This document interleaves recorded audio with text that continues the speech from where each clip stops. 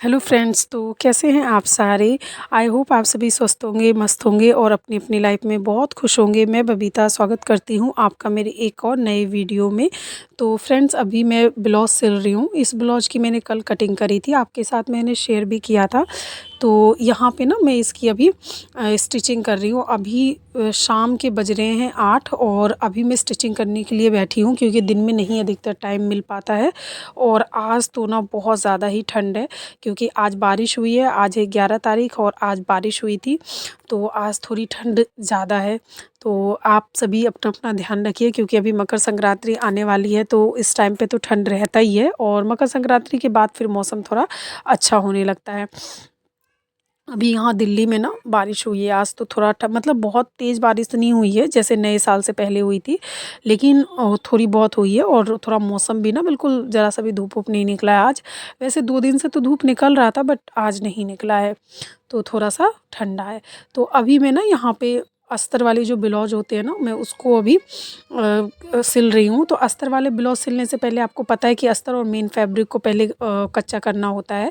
तो उसके लिए ना आप पता है क्या कर सकते हैं, जैसे जो इसमें ना ये कपड़े वाले पिन आते हैं एक, तो वो पिन लगा के आप अगर कच्चा करेंगे ना, जैसे हम लोग तो पिन लगाए तो भी ना लगाए तो भी तो आराम से हो जाता है चारों तरफ से कच्चा। लेकिन जो बिगनर्स होते हैं ना, तो वो लोग क्या करें, इस टाइप का पिन लगा लें। और इस टाइप का जो जॉर्जेट का कपड़ा होता है ना, तो उसमें भी आप पिन लगा के और फिर उसको सिल सकते हैं। तो फ्रेंड्स, आज हम आते हैं अपने मेन टॉपिक पे।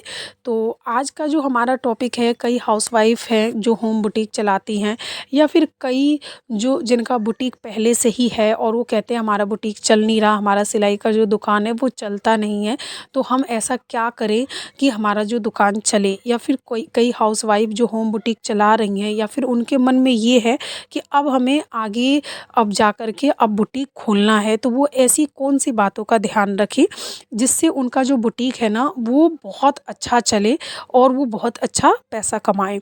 तो इसके लिए देखो आपको क्या करना पड़ेगा। आपने देखा होगा फ्रेंड्स, आजकल की जो दुनिया है ना वो फ़ैशन की और चमक-धमक की दुनिया है, आप ये जानते हो। क्योंकि आपने देखा होगा कि जहाँ आपने देखा होगा कि बहुत ज़्यादा मतलब चमक-धमक और थोड़ा-सा शो हो, तो ऐसा लगता है कि अरे! ये तो बड़ी अच्छी-सी दुकान होगी। कोई आपने दुकान देखी होगी जो बहुत अच्छे से, जिसका फर्नीचर-वर्नीचर बड़ा अच्छा सेट होगा। जैसे हम कहीं मॉल-वॉल में जाते हैं तो कितना सुंदर लगता है। हालाँकि देखो, कभी ऐसा भी होता है, बल्कि मेरे साथ तो ऐसा होता है, जैसे कभी मॉल-वॉल में जाओ तो वहाँ पे हम इतनी ना बार्गेनिंग कर सकते हैं, ना इतना 75 चीज़ें हम देख सकते हैं। लेकिन दुकानों में बल्कि उससे कहीं अच्छा भी कभी-कभी मिल जाता है और रेट उससे कई गुना कम रहता है। लेकिन फिर भी काम की चीज़ों में ना देखो हमें थोड़ा-सा तो करना पड़ता है दिखावा, क्योंकि जैसे पार्लर हो गया, बुटीक हो गया, इन सब में ना थोड़ा बहुत आपको करना पड़ेगा। उसके लिए आप क्या कर सकते हो कि जैसे देखो, आपका जैसे सिलाई का दुकान है, तो आप हमेशा, या फिर आप खोलने वाले हो, तो आप इन बातों का ध्यान रखें कि आपका जो बुटीक है ना, तो वो आप क्या करो कि आप जैसे काउंटर वगैरह रखते हो, तो काउंटर थोड़ा-सा बड़ा रखो। और काउंटर के जैसे आगे की तरफ होगा ना, तो उसमें आप एक जैसे बोर्ड होता है, तो वो बोर्ड लगवा सकते हो। प्रिंट लिखवाना नहीं है, क्योंकि लिखवाए हुए का अब ज़माना पुराना हो गया है।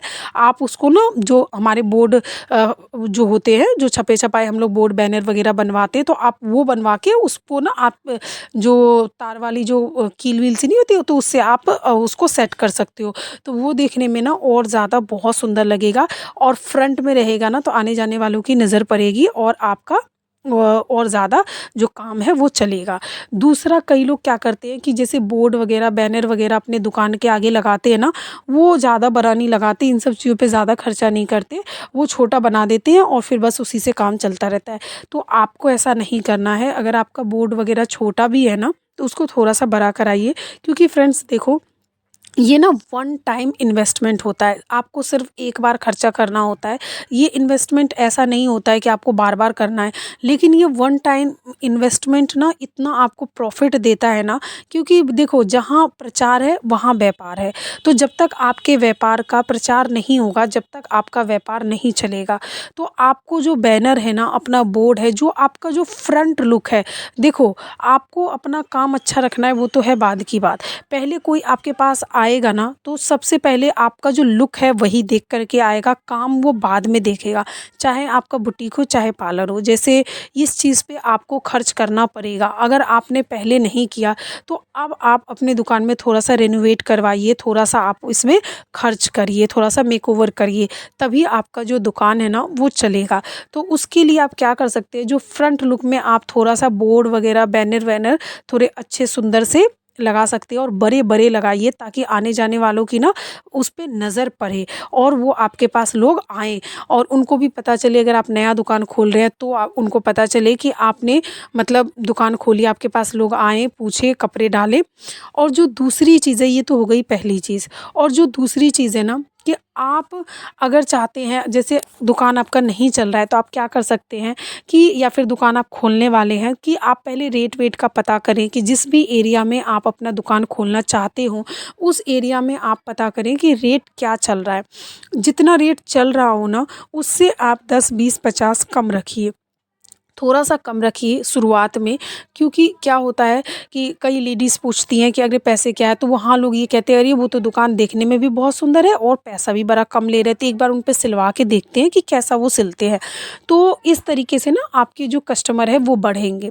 और जो तीसरी चीज़ है कि देखो आपका व्यवहार, अगर आपके यहाँ पे कोई बुटीक में आता है तो आप थोड़ा उनसे प्यार से बात करिए। अगर वो कोई डिज़ाइन समझा रहे हैं, कोई चीज़ समझा रहे हैं, तो आप उनको अच्छे से समझाइए और उनको मतलब बताइए। कोई चीज़ कभी-कभी ऐसा भी होता है ना, कोई-कोई कस्टमर ऐसे होते हैं कि उनको नॉलेज नहीं होती कि किस चीज़ पे, कौन से कपड़े के ऊपर कैसा डिज़ाइन अच्छा लगेगा, कौन से चीज़ के ऊपर क्या अच्छा लगेगा, बन के वो कैसा लुक आएगा।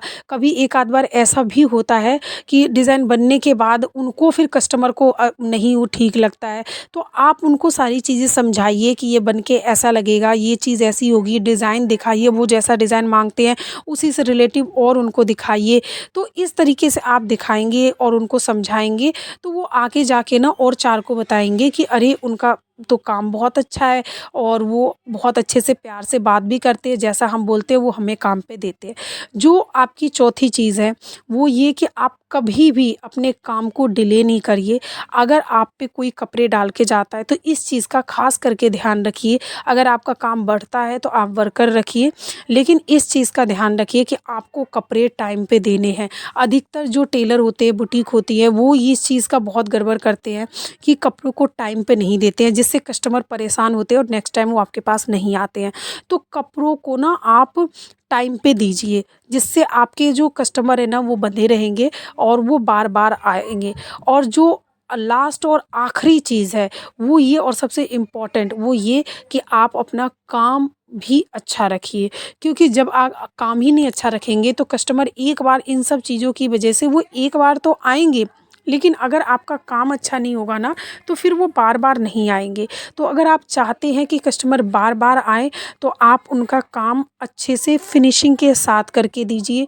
अगर आपको थोड़ी बहुत सिलाई आती है तो आप सीखिए, अपने स्किल को अपग्रेड करते रहिए दिन पे दिन। क्योंकि देखो पहले के टाइम पे सिलाई कुछ और थी, अब थोड़ा बहुत और चेंज हो गया है।